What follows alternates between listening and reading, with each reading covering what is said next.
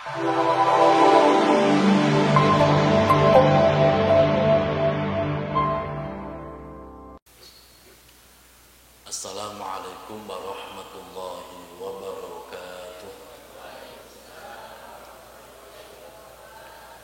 Bismillahirrahmanirrahim. Alhamdulillahi rabbil alamin. Wassalatu wassalamu ala asyrafil anbiya'i wa imamil mursalin Sayyidina wa habibina wa maulana Muhammadin wa ala alihi wa sahbihi ajma'in. Hasbunallahu wa ni'mal wakil, ni'mal maula wa ni'man nasir, wa la hawla wa la quwwata illa billahil aliyyil azim.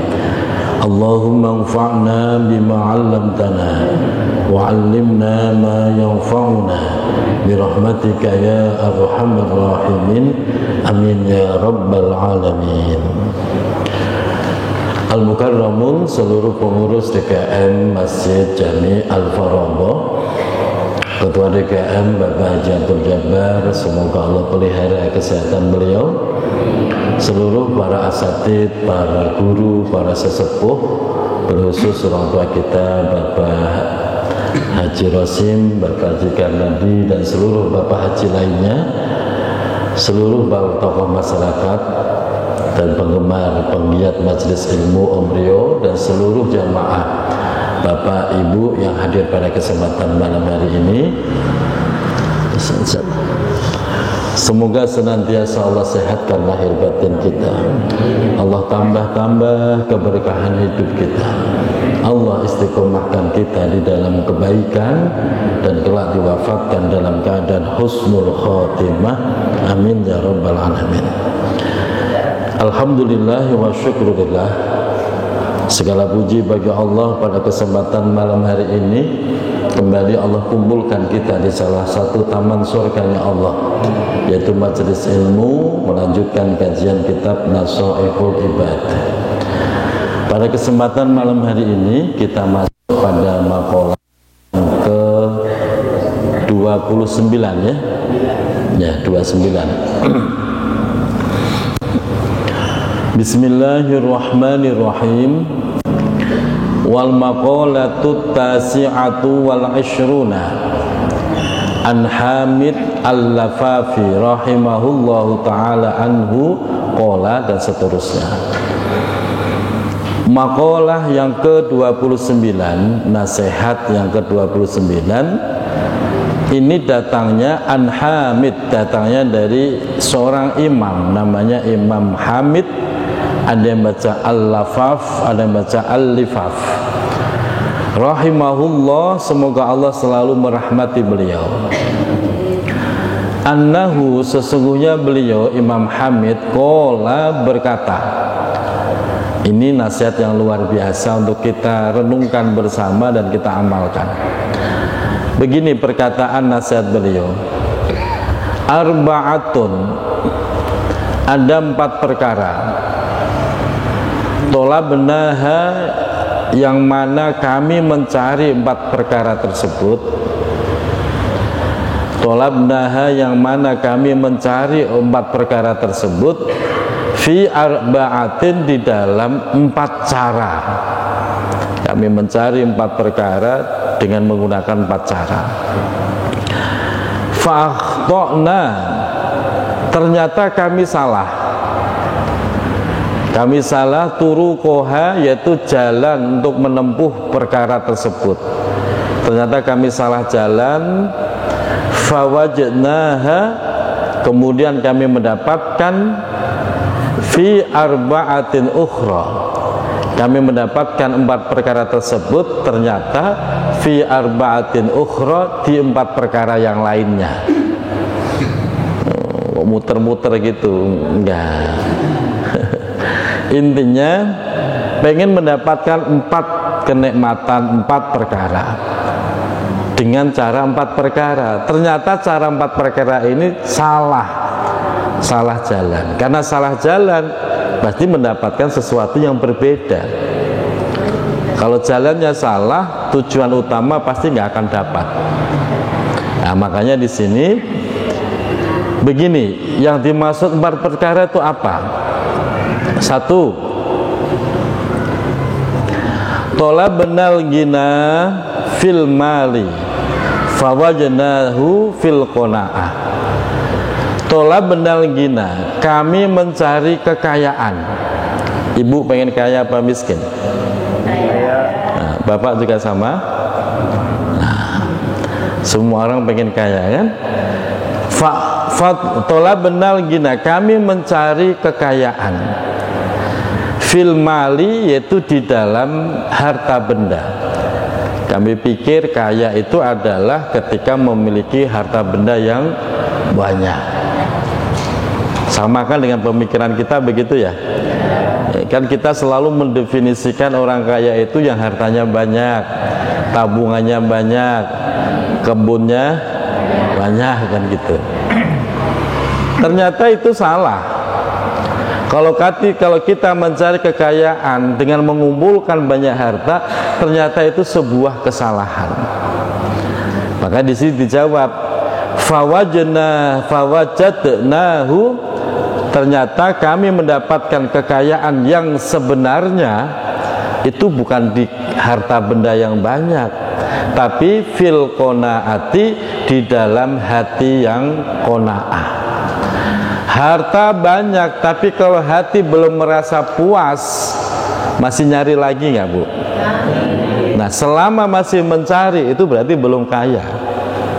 Orang kaya itu kan harusnya udah nggak butuh apa-apa. Itu namanya orang kaya. Kalau masih mencari, masih lembur sana sini, ya, itu bukan kaya yang sebenarnya. Justru masih dianggap miskin, masih butuh kok. Namanya orang kaya kan udah nggak butuh. Nah, ternyata kaya yang sebenarnya itu adalah fil qanaah, ketika hati kita merasa lapang, merasa puas. Itu namanya kaya yang sebenarnya.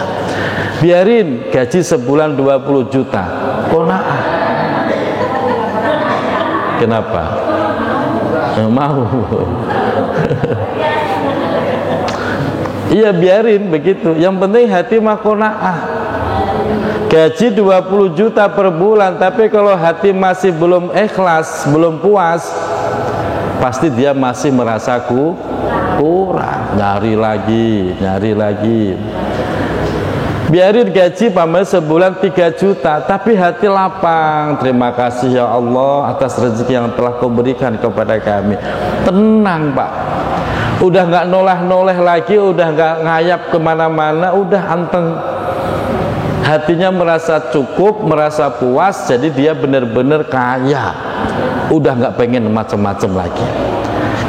Jadi ternyata kekayaan itu bukan di banyaknya harta, tapi terletak hati yang qanaah, berlapang dada, merasa cukup, merasa puas dengan pemberian Allah. Saya kasih tahu Bapak Ibu, Allah itu tidak pernah menciptakan kemiskinan. Allah tidak pernah menciptakan kemiskinan. Itu ditegaskan dalam surah An-Najm. Bunyi ayatnya, rangkaiannya begini. Wa anna ila rabbikal muntaha wa annahu huwa adhaka wa abka wa annahu huwa amata wa ahya wa annahu khalaqaz zawjaini adh-dhakara wal untha wa anna 'alayhin nash'atal ukhra wa annahu huwa abna wa aqna. Surah An-Najm juz berapa? Jarang baca. 27, juz 27. Begini, di ayat itu, sesungguhnya Allah lah yang menciptakan kematian dan kehidupan. Allah lah yang menciptakan tawa dan tangis. Betul. Saya ulang, Allah yang menciptakan kematian dan kehidupan. Allah menciptakan orang bisa tertawa dan bisa nangis. Dan Allah yang menciptakan pasangan. laki dapat perempuan, perempuan dapat laki. Dan Allah pula yang menciptakan kaya dan enggak disebut kata miskin. Di ayat itu wa annahu huwa aghna wa aqna.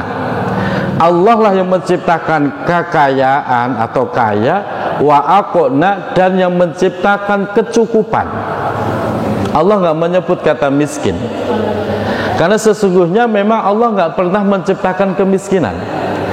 Yang menjadi miskin bisa jadi karena perasaan kita sendiri.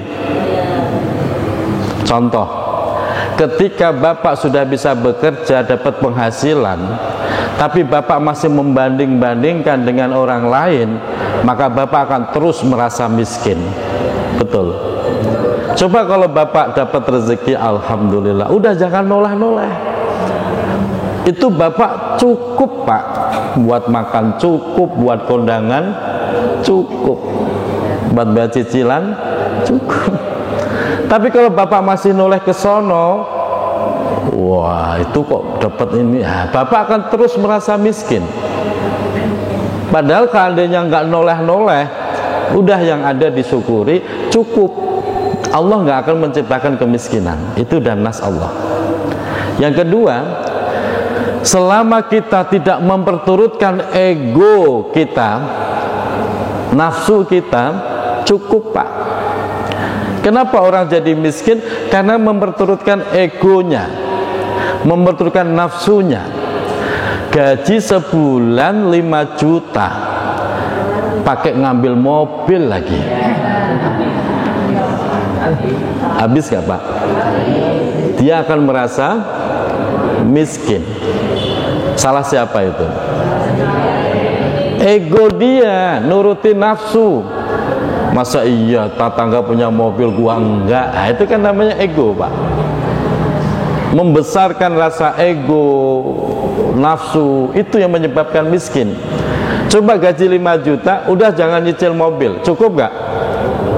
Cukup pak, cukup. Yang bikin kita merasa miskin, jadi miskin itu karena ego kita. Harusnya kalau gaji 5 juta jangan nyicil mobil. Nyicil apa pak?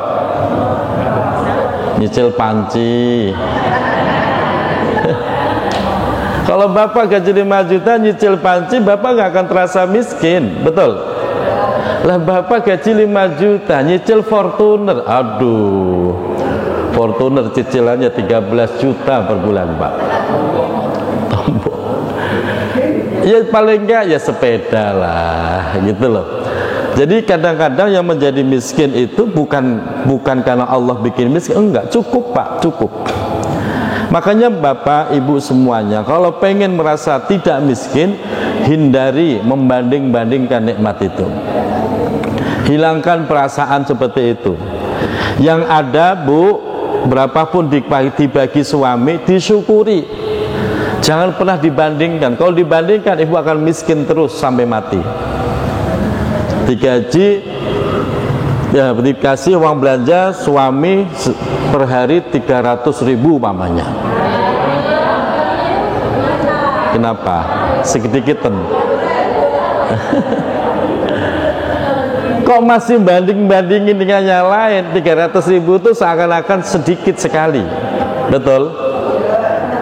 Tapi walaupun dikasih uang belanja suami cuma 70.000 sehari, tapi bersyukur, alhamdulillah, semoga abang sehat ya. Enggak noleh kemana-mana. Ibu akan merasa orang jadi orang paling kaya. 70.000 cukup enggak? Kalau enggak neko-neko cukup pak. Ya. Kalau enggak neko-neko cukup. Yang bikin masalah itu kan ego kita. Tetangga nyicil baju, ikut-ikutan nyicil baju. Tetangga ikut arisan, ikut-ikutan arisan. Makanya saya nih bu, mohon maaf, ambil pelajaran. Saya itu nggak pernah namanya ikut arisan. Pengajian saya ada 19 majelis taklim, saya larang ada arisan. Termasuk Al-Farogo, saya udah wanti-wanti ke Om Rio, nggak usah ada arisan om. Nggak ada kan om? Kadang-kadang kan orang ngomong begini, anu Ustadz, buat ngiket biar rajin datang, omong kosong. Yang datang cuman arisannya doang, orangnya yang nggak datang, mah dasarnya emang nggak doyan ngaji kok. Tapi kalau dasarnya ngaji ya ngaji aja, nggak ada arisan. Karena saya memahami arisan itu adalah utang-utangan. Kalau nggak bayar ditagih kok, itu kan memberat-beratin diri sendiri. Terus ngutang, saya paling takut namanya ngutang, Pak, Bu. Mulai saya dari bangun rumah, tawaran utang itu luar biasa. Bangun pondok begitu. Saya sering bilang, alhamdulillah bangun rumah, bangun pondok enggak punya utang. Makanya sampai sekarang Allah tolong terus tuh pembangunan. Kalau saya ngutang orang Ratu Jaya, jadi enggak, utang malah numpuk. Enggak usah. Yang bikin menyiksa diri kita sendiri, memberatkan diri kita, kita terasa miskin, karena itu tadi gaya hidup ngutang, ya, daya hidup minjem, gaya hidup yaitu nafsu, ego, karena merasa nggak mau kalah dengan tetangganya. Padahal kalau kita mau anteng sesuai kebutuhan pokok aja, makan ya layaknya makan lah. Punya baju ya layaknya baju, kendaraan ya layaknya, nggak usah terlalu wah, maka pasti yang Allah berikan cukup. Betul? Coba dipraktekin, cukup. Jadi kalau selama ini Bapak merasa kok saya merasa miskin tahun-tahunan, kayak udah bosen saya jadi orang miskin. Kalau bosen jadi orang miskin, stop ngutang, stop nurutin nafsu. Gimana? Udah yang ada disyukuri, dibelanjakan sesuai kebutuhan pokok saja, nggak usah macam-macam, cukup. Karena Allah tidak pernah menciptakan kemiskinan. Yang menciptakan kemiskinan diri kita sendiri. Jelas? Nah, makanya ternyata kalau pengen benar-benar kaya, bukan harta yang banyak. Karena terbukti orang banyak mentalnya masih miskin. Harta udah banyak tapi mentalnya masih miskin. Ada? Ya banyak, Pak. Itu koruptor itu hartanya udah banyak apa dikit? Ya banyak, Pak. Tapi kenapa sampai masih korupsi segala? Ya merasa belum kaya, mentalnya mental miskin. Jadi ternyata kaya yang sebenarnya bukan di banyaknya harta, tapi hati yang bersyukur, berlapang dada, puas dengan pemberian Allah. Alhamdulillah ya Allah, terima kasih rezeki Kau berikan hari ini. Alhamdulillah. Apapun itu, Pak, bukan masalah rezeki saja, kebahagiaan keluarga juga begitu. Bapak dikasih anak, mungkin rada-rada aktif anaknya. Alhamdulillah ya Allah, anak saya aktif, bikin pegel, ya nggak apa-apa, alhamdulillah. Nanti Allah tata, Pak. Kalau kita syukuri anak yang kelihatannya kok nakal atau super aktif, Allah tata tuh perilakunya, perangainya, pelan-pelan Allah tata menjadi anak yang menyejukkan mata. Nanti begitu, Pak. Tapi kalau belum Bapak kok grundel terus, malah tambah jelek nanti hasilnya. Sama Bapak punya istri, walaupun begitu syukuri, alhamdulillah, biarin begini mah, ya gitu. Nanti Allah tata. Jangan dibanding-bandingin. Kalau dibanding-bandingin, Bapak nggak akan seneng lihat pasangan istri yang ada gedek mulu gitu. Sama istri juga begitu, ya para ibu, syukuri, biarin punya suami begini mah, syukur, alhamdulillah. Kalau ibu banding-bandingin, nggak kayak suami ono, ibu stres, nggak akan bahagia. Jelas? Jadi kebahagiaan itu di mana? Di hati, yaitu qanaah, hati yang bersyukur, puas atas pemberian Allah Subhanahu. Kalau pengen hidup santai, dijelaskan di sini, hidup santai bisa banyak waktu untuk ibadah. Fawajadnaha fi qillatil mali. Ternyata kami mendapatkan kehidupan yang santai, rileks, bisa banyak waktu buat ibadah qillatil mali, justru di sedikitnya harta. Orang yang gajinya di atas 10 juta, Pak, maghrib ini belum pulang dari kantor, Pak. Belum sampai rumah mereka. Betul. Tapi yang gajinya di atas, di bawah 5 juta, sore-sore udah ganteng aja, Pak. Udah rapi, udah mandi, udah ganteng. Mau kemana, Pak? Ke masjid, keren banget. Betul nggak? Yang gajinya di atas 10 juta masih terjebak di Margonda, Pak. Belum bisa sampai rumah, stres. Artinya apa? Itu sudah menjadi rumus sunnatullah, hukum alam. Semakin banyak harta, semakin banyak urusan kita. Pikirannya makin bercabar, tenaganya makin terkuras, waktunya makin habis. Malah hidup santai nggak sempat. Santai ya kayak kita ini lah. Pagi-pagi kopi. Ya udah gimana? Zaman subuh udah baca Al-Quran, udah tinggal apa? Sambil nunggu pembeli datang, ya loh. Nunggu pembeli datang, bungkus Jadi banyak waktu untuk diatur menjadi ibadah. Makanya Bapak Ibu, jamaah saya yang pegawai-pegawai begitu, baik negeri maupun swasta, itu banyak yang stres karena pekerjaan. Duit banyak tapi stres mulu. Sampai dia curhat begini.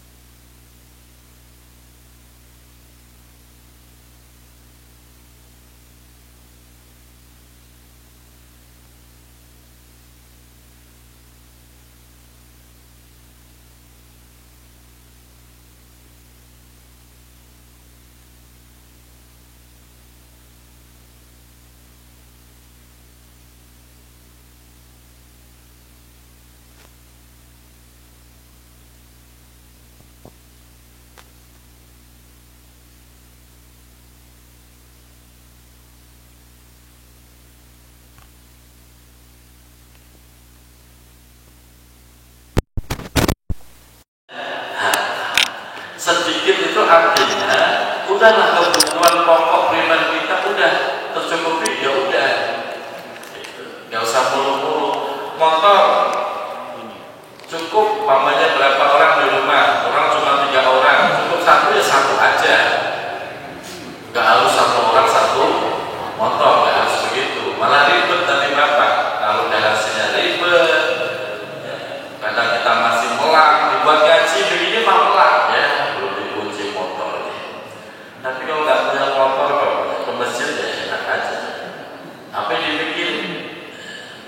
Ya Pak Haji Rosyid udah tenang, buat ibadah, atau udah dibagi-bagi ke anak-anak kan? Tinggal anak-anak yang mikirin tiap bulan gimana kebutuhan Pak Haji Rosyid kan begitu. Ya Pak Haji ya. Anak ada berapa Pak Haji? Semua berapa?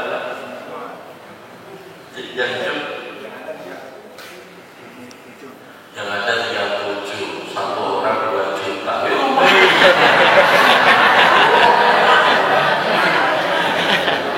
Setiap bulan 14 juta. Ya taruhlah umpamanya enggak 1 juta lah, 1 juta. Satu anak 1 juta, Bapak Haji Rosyid itu 7 juta. Udah ibadah aja yang ada ya. Duit ngambil 7 juta. Buat apa? Rokok enggak. Ngopi enggak, ya. Paling kan tetap ibadah ziarah, masjid, umroh, janda nggak seneng tuh. Udah aman gitu.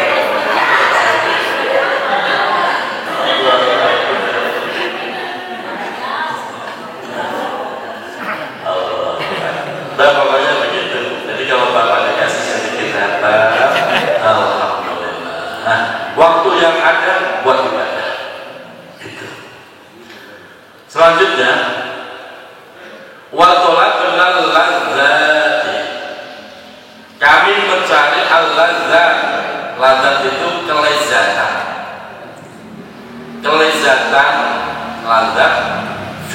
menikmati di dalam nikmat, baik itu makanan, minuman, ya. Wah, kalau pengen hidup nikmat, lezat, maka cari rumah yang mewah, kendaraan yang mewah, makanan yang mewah. Dipikirnya seperti itu. Ya, orang rata-rata orang berpikirnya seperti itu kan. Ternyata itu salah, Pak. Fawajadnaha, ternyata kami mendapatkan kenikmatan, kelezatan di dalam hidup itu bukan terletak pada benda, tapi fil badanis sahih, yaitu ketika badan kita sehat.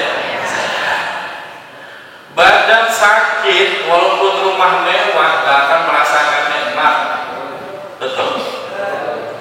Badan sakit, rumah sakit pilih, wah, VIP mewah. Lebih senang di rumah sakit apa di rumah walaupun bubuk? Di rumah walaupun bubuk, badan sehat. Letaknya di situ. Apalagi makanan yang namanya sate, yang namanya gulai, yang namanya apalah itu makanan, nikmat kata iya kalau sehat. Kalau gigi sakit, ini gigi lagi sakit nih, yang sakit satu doang, nggak semuanya. Masya Allah, kesenggol dikit mah, ada sakitnya luar biasa ya. Jadi ternyata di situ. Kendaraan bagus, iya kalau sehat. Kalau sakit mah nggak ada nikmat-nikmat. Tapi kalau sehat, nggak perlu bagus. Naik sepeda juga sehat.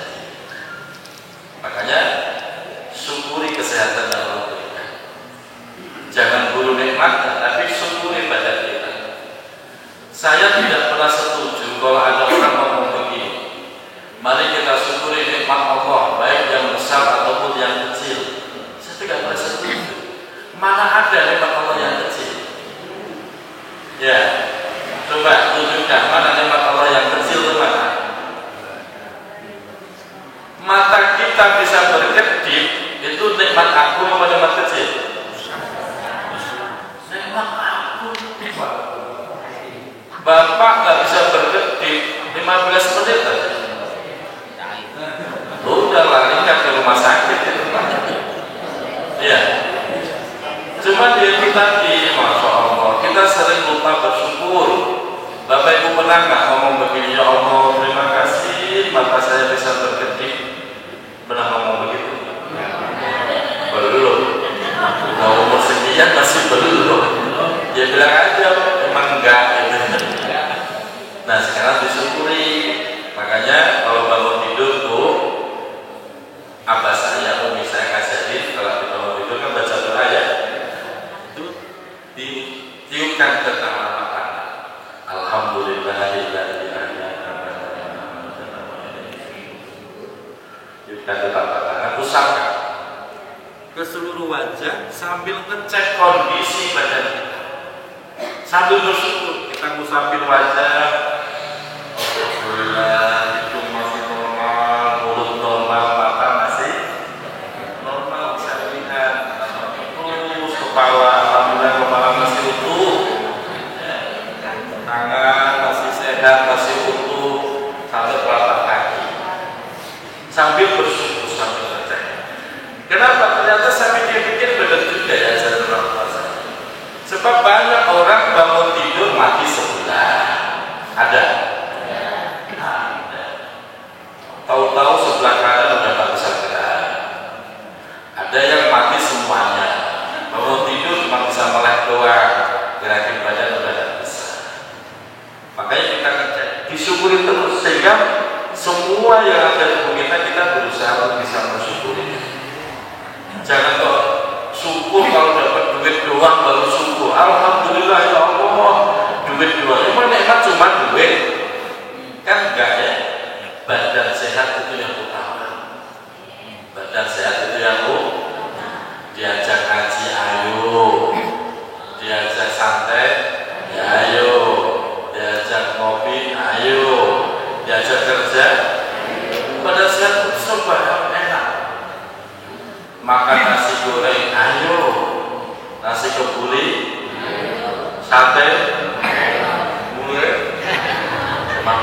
doang. Pokoknya ayo aja Pak. Cuman anehnya orang sekarang tuh pas giliran sehat dia ada yang nawarin, giliran sakit yang nawarin banyak bener. Beliau sakit, mau saya bawa sate, kredek, gue lagi sakit. Kemarin sehat gak dibawa. Kadang-kadang kan begitu manusia. Tapi nggak apa-apa. Yang penting alhamdulillah sehat. Itu yang terpenting. Gimana kehidupan kita? Nggak apa-apa. Yang penting badan sehat. Itu udah syukur banget Pak. Jadi kerja keras apa? Dinikmati aja. Itu proses. Yang penting badan sehat. Terakhir. Wa talabna ilma, dan kami mencari ilmu fi batnin syabi'in, tidak dalam kondisi perut yang kenyang, makannya kenyang, kemana mau ngaji? Salah Pak. Kalau bapak mau ngaji, anak-anak kita ngaji kok perutnya kenyang, nggak jadi ngaji. Ya jadi ya pules Pak. Ngantuk, pikiran juga bebel. Orang kalau banyak makan, pikirannya bebel. Tahu bebel Pak? Susah, loadingnya lama. Orang teman-temannya udah paham, dia 3 hari baru paham. Oh ternyata begitu. Pak, teman-temannya udah pada ketawa, udah selesai kita, dia terlambat belakangan. Kenapa lo ketawa? Gua baru paham. Aduh, ternyata. Terus fawajadnahu fi batnil jahim. Ternyata kami mendapatkan ilmu itu fi batnil jahim, dalam kondisi perut yang lapar. Perut itu kalau lapar pikirannya cerdas. Orang fakir itu nanti akan memunculkan kreativitas karena dia merasa fakir, butuh pemasukan, dia idenya muncul, saya mau begini, saya mau begini. Maka orang-orang sukses yang Bapak lihat itu berangkat dari kefakiran, dari bawah Pak. Rata-rata begitu. Bapak bisa amati orang-orang top sukses, entah itu masalah keilmuan agama atau masalah karir, itu biasanya berangkat dari nol. Dari nol itulah dia fakir, dia cerdas pikirannya, muncul banyak ide, sukses. Tapi kalau dia berangkat dari anak yang kaya, selalu dicukupi semua kebutuhan, jadi anak manja. Kalau anak itu manja, pikirannya nggak terbuka, ketutup. Makanya di pondok itu dilatih untuk puasa. Maka sering saya sebut puasa sunnah, puasa dalail, itu dulu kita kerjakan. Dalam rangka apa? Untuk mengajar ilmu yang kita inginkan. Maka bapak yang punya anak di pondok, ngasih uang jajannya jangan banyak-banyak. Jangan pas, dibikin kurang, biar dia mikir gitu loh Pak. Dia mikir, dia prihatin, dan dia lebih kreatif. Begitu caranya. Nah ini sesuai dengan nasihat Imam Hamid Al-Aqra. Semoga Allah mudahkan segala urusan kita, menjadi orang yang bahagia dunia akhirat. Amin ya rabbal alamin. Wallahu a'lam bishawab. Assalamualaikum.